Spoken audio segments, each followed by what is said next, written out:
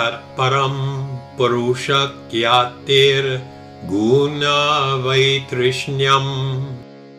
When a person, after gaining knowledge of the Atma or Purusha through self-realization, becomes indifferent to the gunas, that is, the underpinnings of material nature, this is called supreme detachment.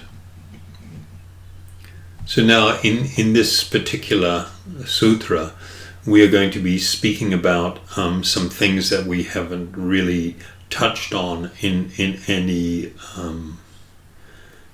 depth as yet. And the first thing I wanted to speak about is these guna. This word guna, it literally means quality. And they often reference the term triguna, which means the three qualities. And they're speaking about the three qualities or the modes under which material nature functions. So there are these three gunas or three material modes. One is called sattva, which literally translates to like goodness or purity, the mode of goodness. Rajas, which means the mode of passion, and tamas, which is the mode of ignorance. So it's important to understand that these very subtle energies completely pervade everything material. Everything in the material creation, my body, my mind, my intelligence, the buddhi, everything is influenced and pervaded by these three qualities. Some of them may become more prominent than others, and at other times other ones will become more prominent in terms of, the effects on us and our life, on our body and our mind, our environment. And like three primary colors that can be mixed in almost an unlimited way. Like, for instance, you can have 1 drop of the first one and 5 drops of the second one and 3 drops of the third one, and you can just mix it up in so many different ways, and it creates an unlimited number of different shades of color. In a similar manner, the effect or influence of the material modes may be experienced by individuals at different times in their life and different times of the day. And it has a very profound effect on us. When we look at the big picture of the material energy, when I say the material energy, I'm talking about the sum total of the material creation, the sum total of it. It initially exists in a condition and is described as pradana. Pradana means the material energy existing in its potential form. When it becomes mixed with the gunas and the element of time or kala, then it becomes known as prakriti. Prakriti, through this now very highly technical process, begins to produce different evolutes, and the world as we know it begins to manifest. And we'll be talking about that in another sutra a little later. So the gunas literally underpin all action and all transformations in the material world.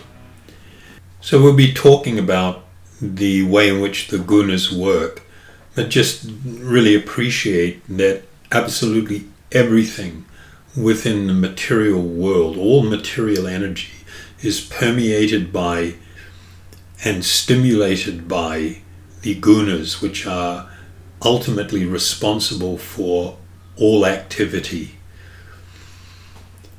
The one thing that the gunas do not touch or affect is the Atma, or the Purusha.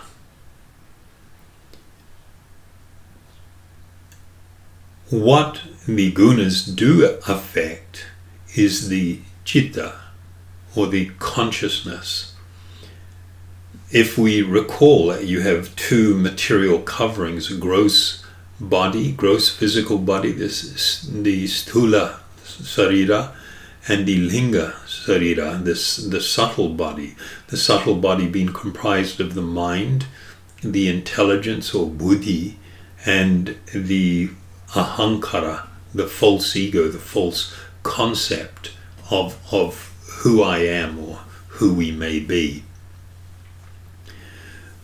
Since the gross and subtle bodies evolve from Prakriti, the gunas will therefore affect them all the time.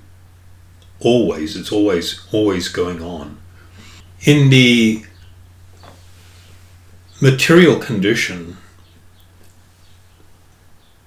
it means that the pure spiritual being and the pure consciousness of the spiritual being have become contaminated or polluted. The first layer of contamination or pollution is this ahankara. Ahankara, as I've stated, is a material energy, and it forms part of the subtle body, but because of its nature, it brings the false concept of who I am. This false idea of being male or female, of the body being me, arises from this very subtle covering of the living being. And one cannot easily escape or separate from it. In fact, you can't escape it or separate from it. It is only through the process of self-realization that one can come to the position of becoming free from the influence of it, and it has no effect on the living being from that point forward. So Vyasa, he states that in this verse he references this supreme detachment, this state of vairagya, supreme state of detachment, as being arising or stemming from, in his term he states, Purusha Kyati. Purusha Kyati is the awareness of the Purusha itself, where the living being is completely self-aware or self-realized. And he states in his commentary that complete loss of interest in all material things can only take place when the yogi has attained self-realization.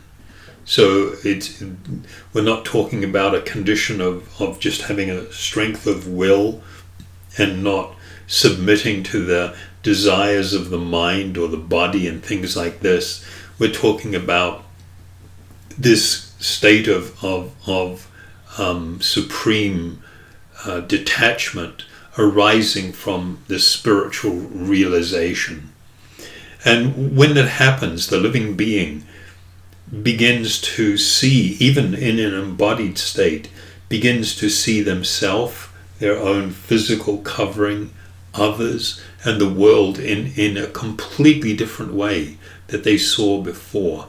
And it brings about a state of equanimity, where the living being becomes unmoved by different things that may be happening to the body or happening within the environment. It doesn't disturb them. It doesn't rock your life.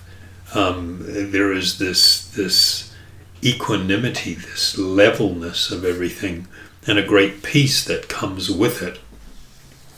In the Bhagavad Gita, there are 4 verses in the 14th chapter that really describe in a wonderful way what that condition is and how it has arisen for a person who has transcended these modes of material nature, the gunas. So it states, O son of Kunti, he who does not hate illumination, attachment, and delusion when they are present or long for them when they disappear, who is unwavering and undisturbed through all of these reactions of the material qualities, meaning the three gunas, remaining neutral and transcendental, knowing that the modes alone are active, who is situated in the self and regards alike happiness and distress, who looks upon a lump of earth, a stone, and a piece of gold with an equal eye, who is equal towards the desirable and undesirable, who is steady, situated equally well in praise and blame, honor and dishonor, who treats alike both friend and enemy, and who has renounced all material activities. Such a person is said to have transcended the modes of nature. So that's quite an extraordinary description. And looking at that in relation to our own lives and reflecting from time to time on perhaps these verses would be extremely beneficial for us. So I'm just looking here.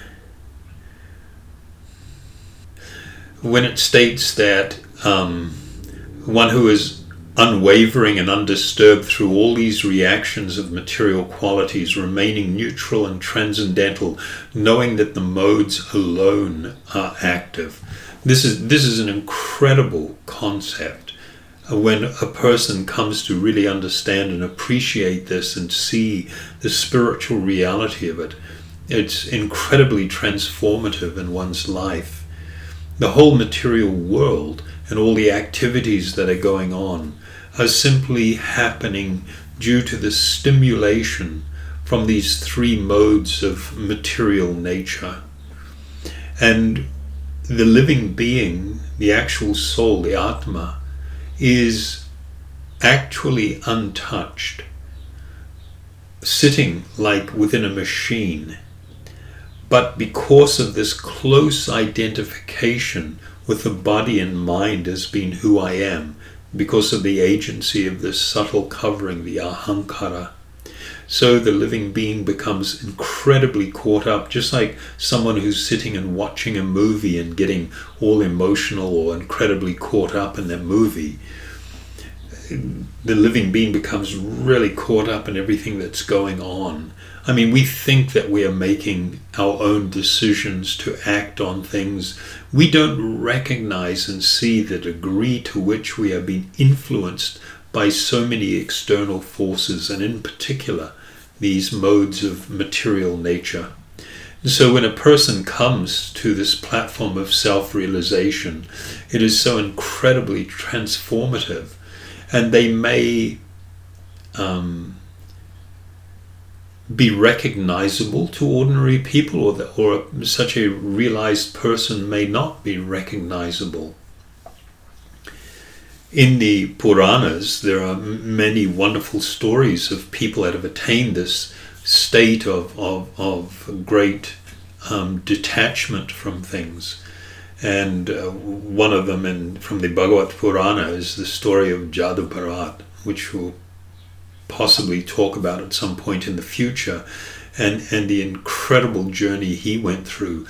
But what you saw in the life of such a person, he became so utterly detached from things. He chose not to engage with anyone in the world. He would not even speak. He did not beg. He appeared to be just like an animal, utterly unkept. He did nothing to maintain his appearance or anything like that.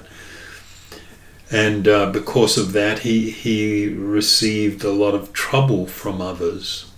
But there was another story about a person from a community in a state that was known as the Avanti. And he was from the Brahmin community, but he was very much engaged in banking and business. And it so overtook his life, he became utterly obsessed with money and making money. He developed an incredibly miserly nature. And as his wealth grew, he became even more miserly and harsh, to the point that his family absolutely, they were so bitter with him because he treated them in a horrible way as well. So by the designs of Providence, he gradually began to lose his money for different reasons, a whole variety of them. But he finally came to the point where he was actually destitute. And at this time, his family, who were no longer receiving any economic benefit from him and were angered at him because of his very selfish nature, they became they utterly rejected him. And so he found himself now all alone. And he reflected very deeply on his life, and he took spiritual counsel and began this spiritual journey that was so incredible. He grew tremendously in self-realization and adopted the life of a simple beggar, just constantly moving about the place. He was subjected oftentimes to such harshness that people would consider it, regular people would consider it to be unendurable. So what I'd like to do is just read you a few passages from the Bhagavad Purana that relates the story. And I think just bear in mind that it is a clear manifestation, his life, and the way he responded and reacted to things, of his tremendous detachment that came by virtue of being incredibly spiritually advanced. So I'll just read through. He wandered about the earth, keeping his intelligence, senses, and life air under control.